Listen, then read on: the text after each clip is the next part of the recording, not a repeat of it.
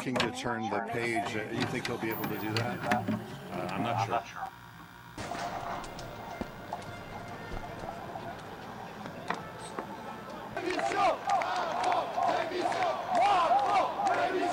A crowd gathered at the State House today to protest two bills that they say relax child.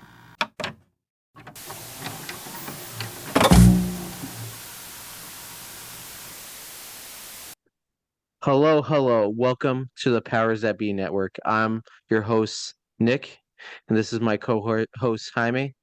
We're glad to be back. Welcome back, everyone. Welcome back. This is going to be our second episode. I'm sure you could tell by the intro. It's going to be an intense one. This one's going to be about pension reforms, and not just any pension reforms. Pension reforms going on in France right now and in our own country. And then we're going to dabble into child labor laws. And then we're going to talk about how that all connects and how that affects the working class and so on. You got any thoughts?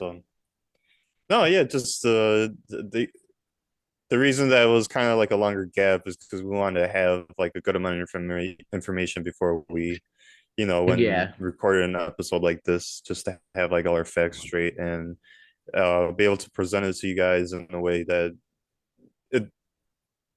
it's easier to like get a grasp on what exactly is happening. No, yeah.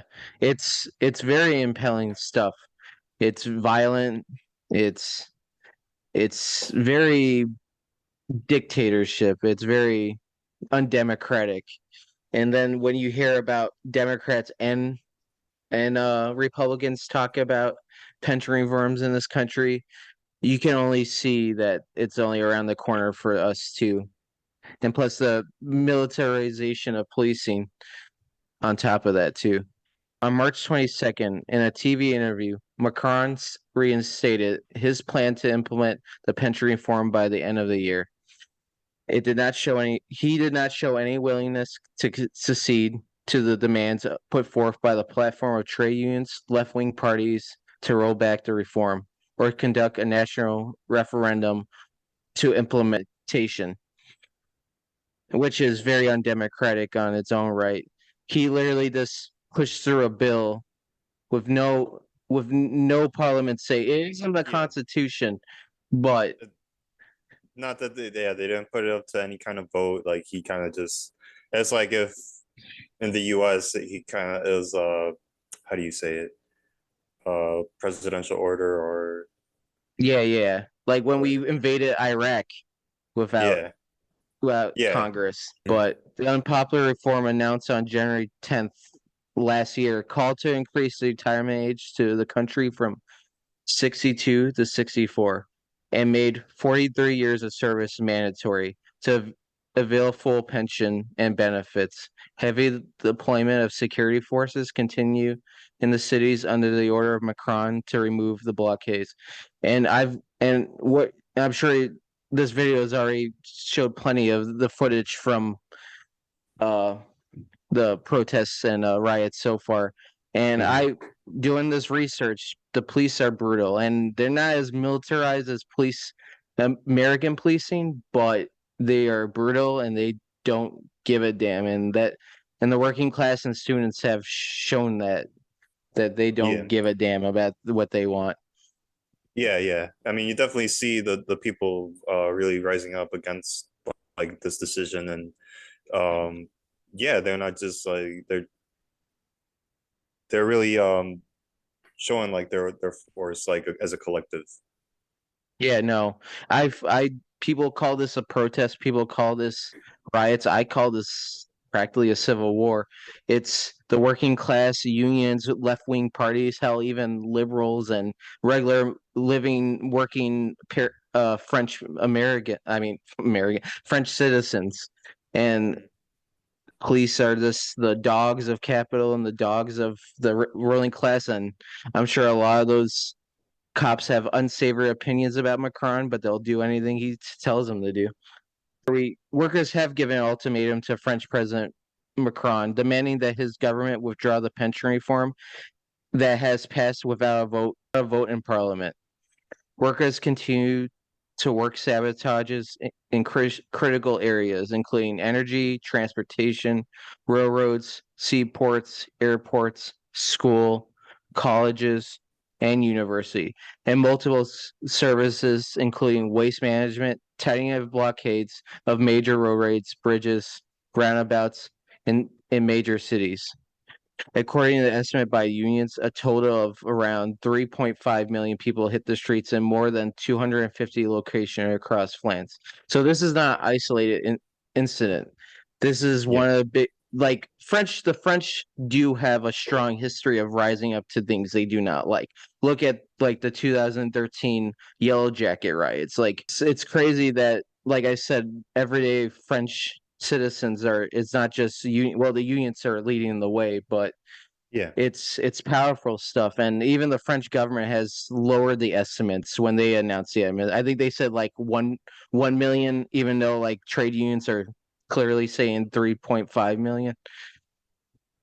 Yeah, and then you just see the scale of it with everything when they all come together as one, and you see the disruption that it can cause throughout the whole country, and it's, you know, that really just puts it into perspective of who this is affecting, and that they're not just gonna let it fly. Yeah, no, it's inspiring, but almost like surreal at the same time, because we as American people only have done this one time in our recent history, and most Americans ridicule the George Floyd protests, even though some Americans would not agree that it's the same. I think it's the same. It's standing up against your government as a community, which it was Mhm. police brutality.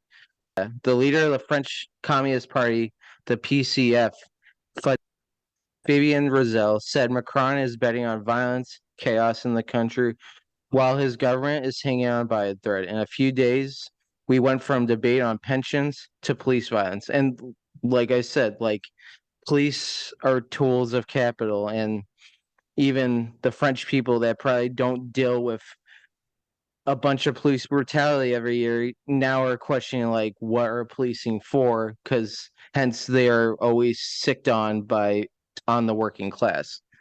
Yeah, exactly.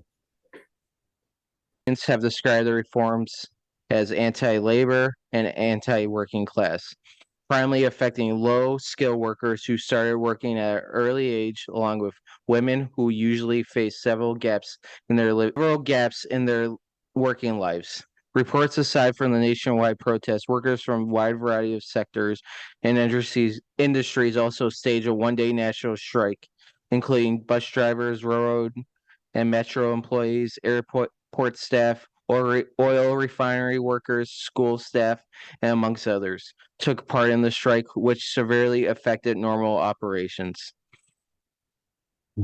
The complex pension bill is a centerpiece of Macron's presidency and his efforts to keep the French economy globally competitive.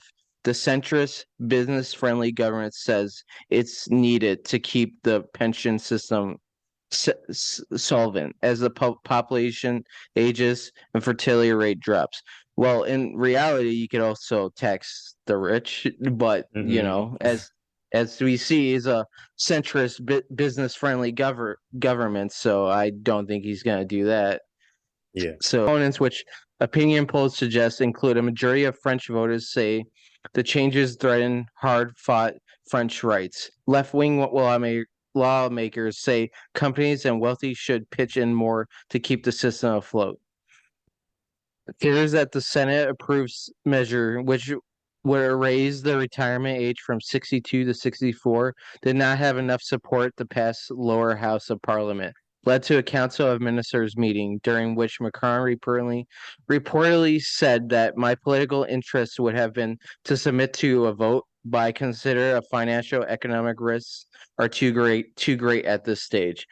But what economic risks are we talking about? Are we talking the working class economy? Are we talking about a shareholder not getting a bigger bonus because stocks aren't up, or there's not Yeah, enough workers to exploit for said exactly. said employer, Yeah, because then he has who to really does raise. this? Yeah, this just shows that who really does this decision like benefit. the French working class and regular citizens are fighting against pension reforms and the bourgeoisie centrist government in France. Yeah, and I mean, and also, you'll get into it in a little bit, but you see like the retirement age in France moving from 62 to 64 in contrast to what the age is in the US is, like, That's also speaks for itself. And I just want to make a point too about, like, I'm sure we'll show some clips, but just like, it's one thing when you hear it, but then it's a different when you actually see the scale of uh the protests and everything going on in France. And like, that's something that probably a lot of people don't really uh even have an idea that it's happening right now, just because it's not happening here. But it's still a group of working class people coming together and just really having their voices, doing, they're protesting, which is like a right that they have when something like this happens. exactly. It's Mhm. some powerful stuff. It's something the Yeah. American people should really take after because it's honestly right around the corner for us. And like you said, it's 64. That's actually one of the lowest still in Mhm. Europe.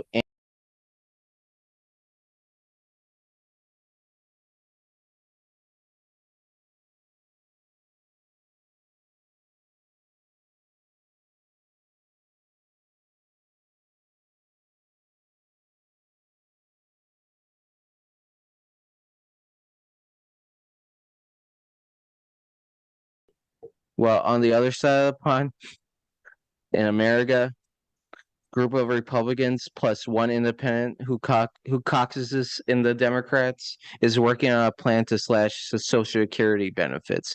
So the same thing that's happening over there is gonna most likely happen here by potentially raising the age at which people receive full benefits by several years, which would essentially force millions of workers to work even longer than typical retirement age.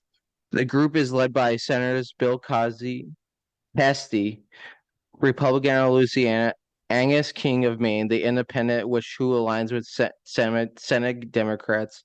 The group is formulating a bill to slash Social Security and raising the Social Security retirement age to 70 is a serious consideration. So just think about that. 70 years old. Yeah. Could you imagine working until you're 70?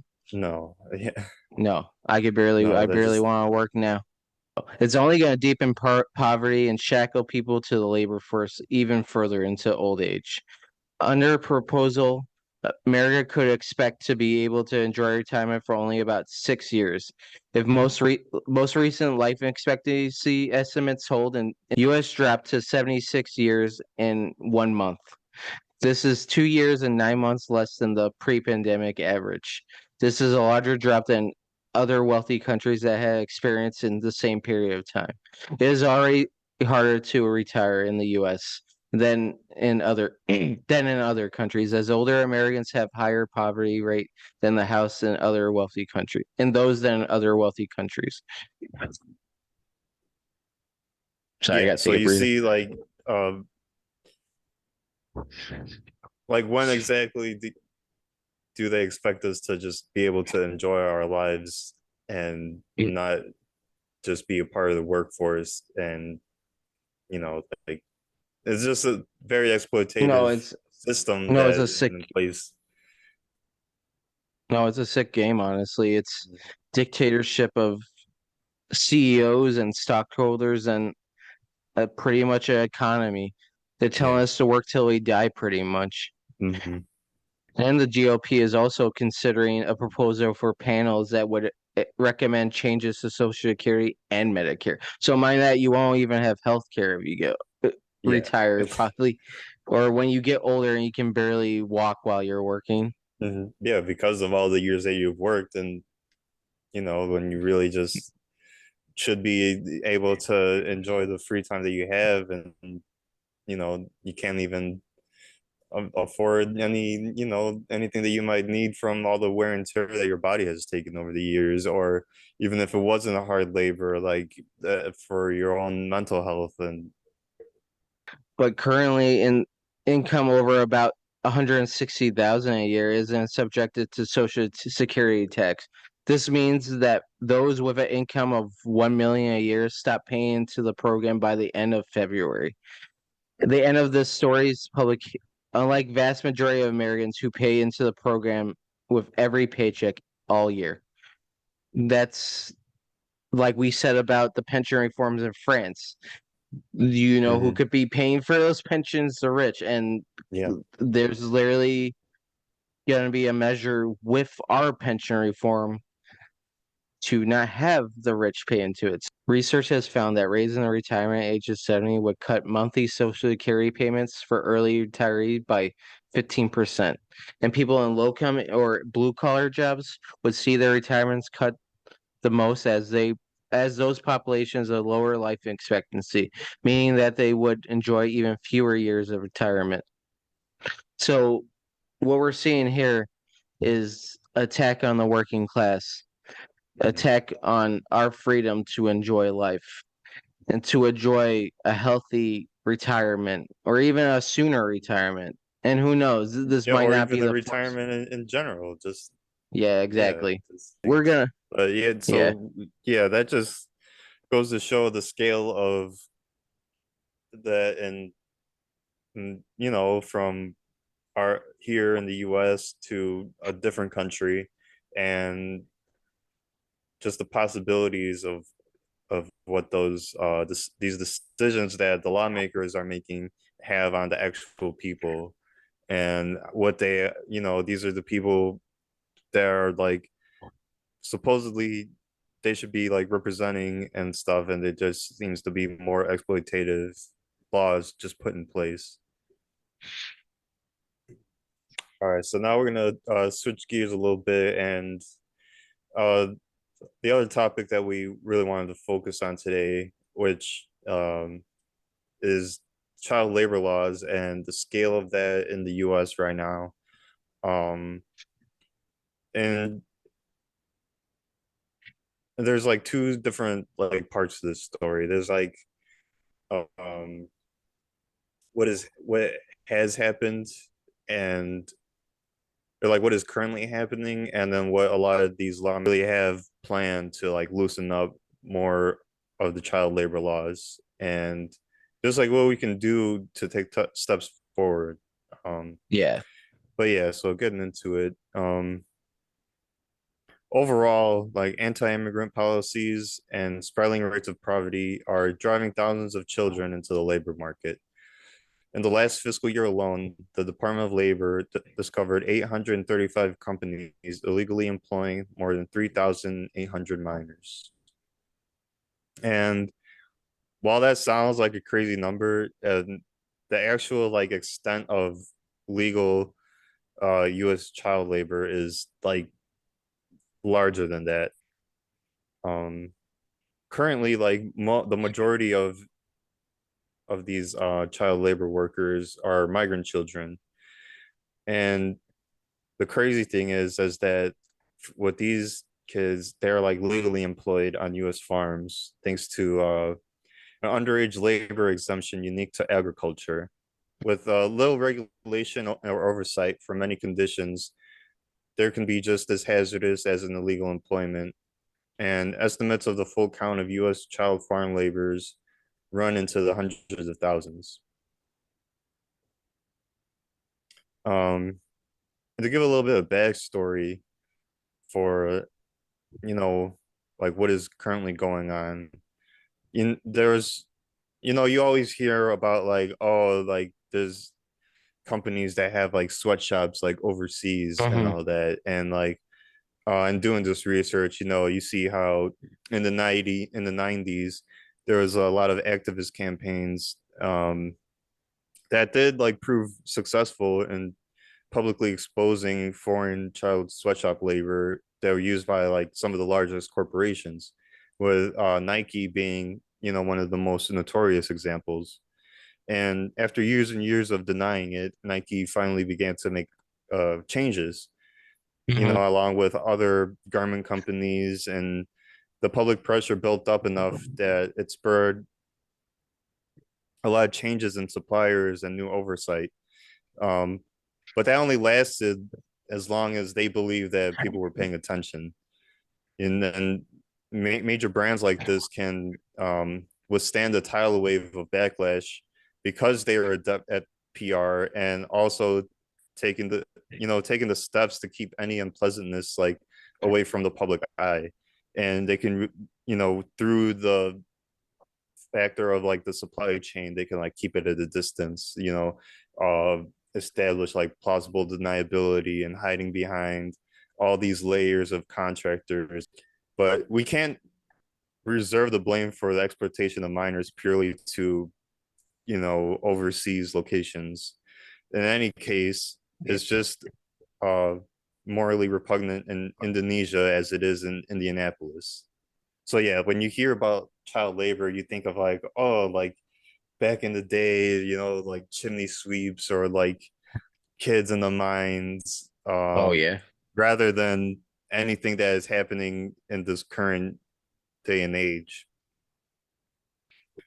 Um, but the truth is, like tragically, like the 13th Amendment's prison labor loophole, which still enables practices that are similar to that basically are legalized slavery. Yeah. While the framework has changed, child labor was never fully abolished in the US, especially on farms, which is considered, like I've mentioned, a considerable segment of these kids are employed. Elsewhere, it is illegal, but it still remains widespread in part because penalties are so small in the scale of the profit that these companies make that they're basically Yeah. just rounding errors on corporate balance sheets rather than any actual financial deterrent for them to like Isn't it like not. Yeah, $250,000 is the maximum fee a company can get or something like that? yeah, I'll get into some more of the facts in a minute here. But so yeah, like last year there was a big piece by the New York Times that interviewed a bunch of kids, and it really just dug into like the whole scope of like what is actually happening. One example I got here is this company, Packers Sanitation Services, was found to have employed more than 100 children across its operating 8 states. And from it ranged from 13 to 17-year-olds in 13 meatpacking plants, including companies such as Tyson, JBS, and cargo plants. The Department of Labor's led to find the Department of Labor's investigations led to fines totaling $1.5 million, which would amount to a mere $15,138 per child. The entire 1.5 million amount is equal to 0.05% of the company's 2021 sales. So Okay. does that really seem like a fair penalty? No, that does not Or add up at all. yeah. They Uh, literally save money and labor and they pay low fees pretty mhm. much for breaking the law. Yeah, which is just insane. No, Um, insane. ac- Also, according to the Department of Labor, it was only in January 16th of this year that the maximum civil monetary penalty was raised to the $15,138 amount. If a first-time violator company causes a child's on-the-job death or serious injury, the maximum fine is $68,801. For That's even for less co- than I said. Yeah, for powerful corporations, the current fines can hardly be called a slap on the wrist. They're barely an admonishment to say anything of a real penalty.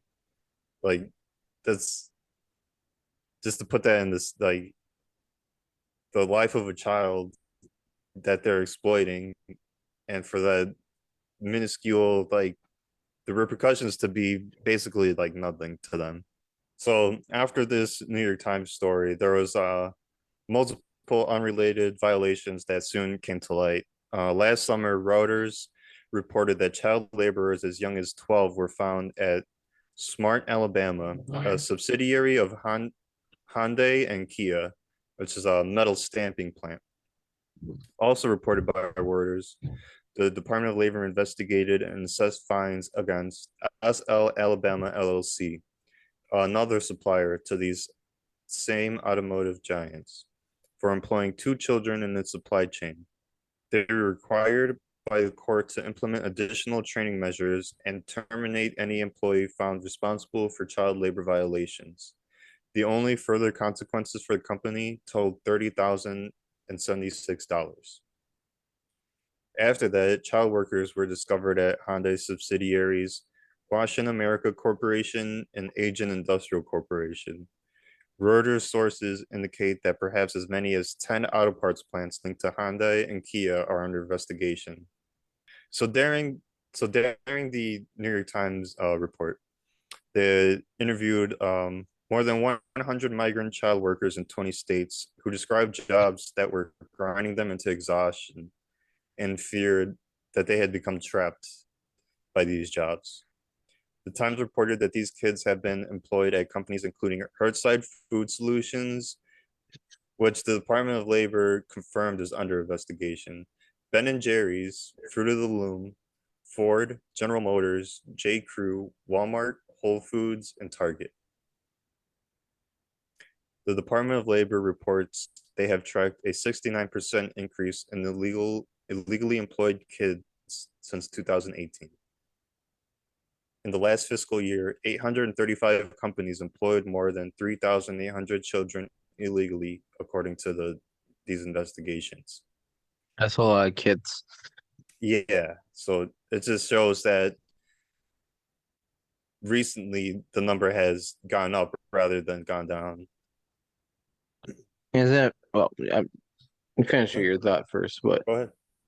no, it's just funny to me because we're at a point where people always talk about protecting kids from drag, LGBT. This ludicrous stuff that does not harm kids at all, but we literally have child labor laws and migrant children being as slaves, pretty much. Yeah, and the way that they get away with this is because they'll like I said previously, they'll go through third-party companies and they'd be like, oh well, we had no idea that we were breaking the law, and they just find all these shortcuts just for economic benefit.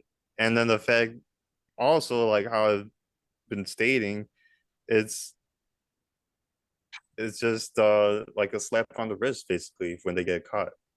So in what is happening currently with there's a couple states that are really trying to make some crazy changes.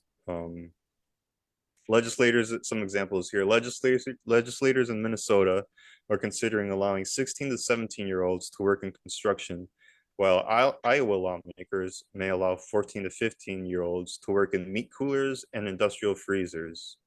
So jobs that are dangerous to begin with, and then you have basically kids working in these environments. It's just crazy to think about. A lot of those jobs are like a risk of like 23 out of like 1,000 like injuries or deaths. So can you imagine how Exactly. high that goes up with children? Mm-hmm. And the ones that I found the craziest was what is happening in Iowa. In Iowa, GOP members are proposing 2 laws, one called SF 542 and HF 647, which include over 20 changes to child labor laws. The ones that stood out to me when I was looking are children as young as 14. They want children as young as 14 to work 6-hour nightly shifts, which is up from before they would only be allowed to work 4 hours. So they want kids on a school night to work 6 hours. So when exactly do these kids supposed to have any social life or study, or just is nuts? No, that's wild. They also are proposing allowing 15-year-olds to work on assembly production lines.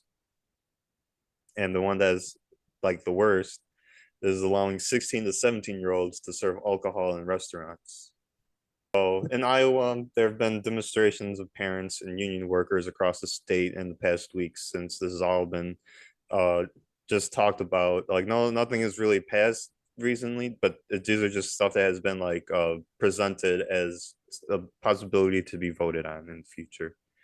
Um, so yeah, children at this age, they shouldn't really be forced into believing that this is the only option to support their family and keep them afloat. If anything, a job while in high school should just be about being able to have spending money and to go out with your friends and buy things that you want without having to ask your parents for money. Um, in the end, we know it won't be the kids of CEOs or from upper class families, but the marginalized and those barely making ends meet. This tactic is manipulative and a prime example of the lengths these corporations will go to just to keep their bottom line and to boost their profits. And I believe that we should value human life more than that.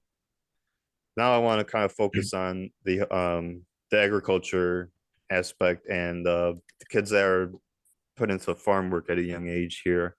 Experts estimate around 500,000 farm workers under the age of 18. Uh, Additionally, many are undocumented, and those whose parents have papers may use their parents' social security numbers in order to work off of the record, like off the books. Like I talked about before, the reason that this is allowed is since 1938, federal labor laws have excluded child farm workers from labor protections provided to other working children. Unlike other occupations, children under 12 and younger with a special waiver can legally work in agriculture. They work often more than 10 hours a day. And when it's the harvest peak, they work from daylight to dusk. And that's like 7 days a week. By comparison, outside agriculture, children must be at least 16 to work, with a few exceptions. 14 and 15-year-olds can work in specified jobs subject to restrictions and for no more than 3 hours on a school day and 8 on a non-school day. I mean, but we've seen they also want to change that. Yeah. Children cannot do hazardous work until they reach 18, even in jobs such as driving a forklift, but they would be allowed to do that on a farm at 16. These long hours and demands of farm work result in high school dropout rates that are 4 times the national average. And without a diploma, child workers are left with few options besides a lifetime of farm work and the poverty that accompanies it. And when I was doing this research, I saw like some Department of Labor standards for children that work in the fields. And when you look at this, it just shows like it's just crazy to think about kids at this young of age that have to work in these environments and that there really is no like protection for them. There's no denying the double standard that's at play. The Association of Farm Worker Opportunity Programs explains this inequality allows youth working on farms to perform backbreaking labor for long hours and in extreme conditions at ages less than 14, when the very same law forbids children this young from working in an air-conditioned office. And these are kids, their bodies and minds are still growing and developing, and that makes them more vulnerable to harsh conditions and Yeah. increases susceptibility to a variety of musculoskeletal injuries. And at a young age, they may be less aware of their body's functions and less able to recognize conditions when they're occurring. And until regulations are changed to offer more protection to children working in fields, and unless comprehensive changes are made to our nation's broken immigration system so that children aren't forced to work in fields to help their families scrape financially, youth and young adults will continue to toil in our fields while endangering their health and well-being. And all in all, if the violation, like if talking about like the workers, the kids that are like working in plants, like if the violation is a fine, then for the rich, it may as well be legal. Yeah. But also the answer isn't like arrest, like carceral responses. That's not the answer either. It's the fact that there is a glaring disjuncture in how crimes are treated, which is determined by an entity's relationship to capital. A couple other facts that I found here about states that are loosening labor laws. Yeah, New Jersey teen working hours have been extended, similar to in Ohio. And most recently, Arkansas governor and former Trump press secretary Sarah Huckabee Sanders signed the Youth Hiring Act of 2023, which removes the need for Department of Labor permission and work certification for kids under 16 to get a job. So that's just a fun fact there for everybody. No, that was a very heartwarming story, Jaime. Thank you. No, but all seriousness, we are expected, well, our kids are expected to work sooner and they want us to work longer. It's almost like we live in like, oh. No, yeah, and like the jobs that these kids are working in are not just like easy jobs that you're just skating by. Like these are like labor, like hard labor that anybody that is an adult would, probably like not working unless they absolutely had to. These kids are working in the fields and in industry plants, and it's just like I said, like these are young kids that are just like, they should be able to enjoy their youth and not Yeah. be forced into these backbreaking jobs. It's really sad because it's all to do. Even if you see like also fast food jobs, like no one wants to work those jobs because the companies don't want to pay people, so they're hiring 13-year-olds, 15-year-olds. But yeah, I mean Vote. those are taxing in a different way because you're dealing with customers constantly and you're dealing with people who just want everything like immediately. Yeah. So and these kids, they can get flustered or they can make mistakes, and then you have someone that's having a bad day and they encounter these kids, like it's not going to end well, like that's not good for these kids' mental states in general. It's a room full of abuse too, because the people that are going to be above these kids are older, and not all of them are going to be seeking their best needs. And we'll probably abuse them more ways than just labor wise. Yeah, exactly, because it's not like these kids can be like, oh well, I'll just go find another job or whatever. Sometimes this is the only option for their family to earn any income. To bring it back to the retirement thing, I just wanted to add like kind of like a personal touch to it, because like my mom is recently retired, and you see like how hard it is for someone at her age to be able to make that switch from constantly thinking of to being like in work mode, because she's like worked hard her whole life, and to be allowed my siblings to have like what we needed. And when I see her now, it's hard. I see that, it's tough to make that transition, and then now they want to raise it to a higher age. When I talk to some of my friends who have parents like around the same age, and it's like it's not like a singular to warn event. them. Yeah, it's like they just have never, and also being an immigrant adds another layer to it, of just like we should be able to like enjoy our lives and be able to do like what we want and not have to stress about financials or when our next meal is, or worry for our children's futures.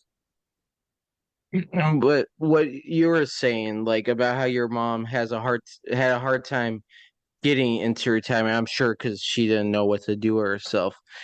And I feel like I know many people that are like that. I have coworkers. I have friends that are closer to my age that can't comprehend not working or thinking work is the meaning of life. And I just feel like if you force kids to want to do it younger, you're almost like indoctrinating them into this economy almost like work Yeah, hard for the state, for the economy, for the for this fat cats on Wall corporation. Street, Yeah. for the corporation. And it almost makes sense when you see like the boomer generation that has such a fixating of hard work. Hard And work. it's scary honestly, because Gen Z and like millennials are standing up to that narrative almost. And now they're almost like trying to reverse it, like, oh, you guys want social change, you guys don't want to work as much, you guys are seeing the bullshit with these bullshit paying jobs. And Yeah, and just the fact that I think like the pandemic really revealed a lot of that to people who never really thought of things in that way. And that leads into why these corporations are uh cutting all these corners to hire children, because they have this false narrative that nobody wants to work, and that there's, the unemployment and all of this. And so instead of raising the wages, they'll just cut corners so they can guarantee their profit. because we live in a capitalist, we live in a dictatorship of capital. That's basically all it is.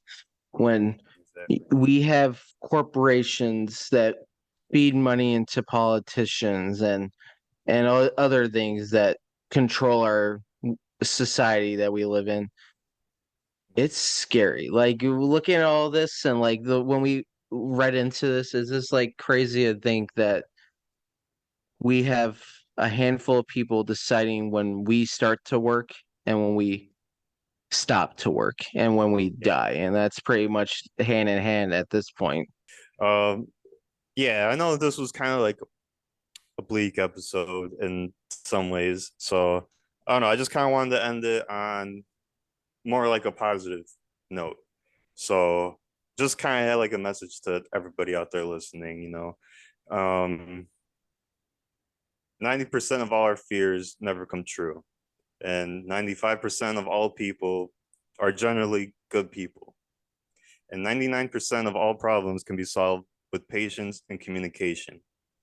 Anybody out there that is going through a tough time or just feels like they're stuck in a situation that they don't see a light at the end of the tunnel or any positive spin on it, don't be afraid of like taking a chance on something new, whether it's a new job in a whole different field than you're used to, or if it's going back to school, or changing your major in school, or picking up a new hobby, or starting a new project that you always told yourself you wanted to do but never really took the time to do it, or if it's going to the gym and really starting a new routine. And all these things affect like our own mental state. And it all, we're humans and we're creatures of habit, so we tend to follow like the path of least resistance. But a lot of times taking that step into the unknown can lead to more benefits than you realize.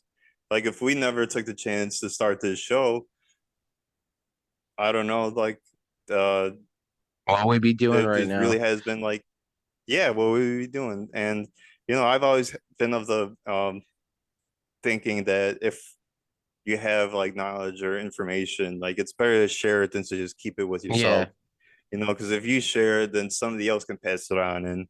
And if that's like coping habits or things to that help you just like unwind in your day, like share it Mhm. with one of your friends that you see is going through a tough time, or just take the time to like reach out to somebody. And it could really make their day, and it could also make yours better too. So just wanted to let everybody out there know, like, we're all like a big community. And Yeah. um is you know show patience and communication and compassion. And be the world's a better, it's a beautiful world out there, besides Yeah. all the stuff that is going on and that we might talk about in the show. like, yeah, like enjoy the present moment and don't focus so much on what has happened or what could happen. Like, just be thankful that you're here in this moment.